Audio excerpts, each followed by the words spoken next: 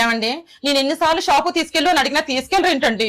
మా ఫ్రెండ్స్ చూడు ఎన్నిసార్లు షాపింగ్ చేస్తున్నారు, ఎన్ని కొత్త బట్టలు కొనుక్కుంటున్నారు. ఇప్పుడు నిన్ను షాపింగ్ తీసుకెళ్ళాలి అంతే కదా?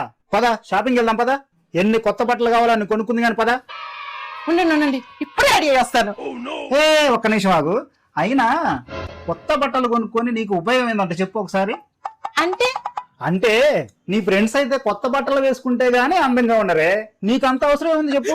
మన బీరువాలో ఉన్న పాత బట్టలు వేసుకుని అందంగా ఉంటావు, సెల్ఫ్ లో ఉన్న పాత బట్టలు వేసుకుని అందంగా ఉంటావే చెప్పు. అయినా సరే నేను షాపింగ్కి వెళ్ళాలి, కొత్త బట్టలు కొనుక్కోవాలంటే ఇదిగో కొత్త బట్టలు ఎందుకు నన్ను కొనుక్కోపో.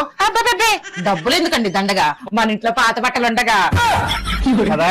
నీకంత అవసరం ఏముంది? వాళ్ళంటే చండాలంగా ఉంటారు కాబట్టి నీ ఫ్రెండ్స్, వాళ్ళకి కొత్త బట్టలు కావాలి కానీ. సరేనండి, సంవత్సరం వరకు నాకు కొత్త బట్టలు వద్దండి. సరేనా, నేను కడగనే అడగను, ఇంట్లో ఉన్న పాత బట్టలు వేసుకుంటారండి. Super super. నువ్వు సామాన్యుడు కాదురా.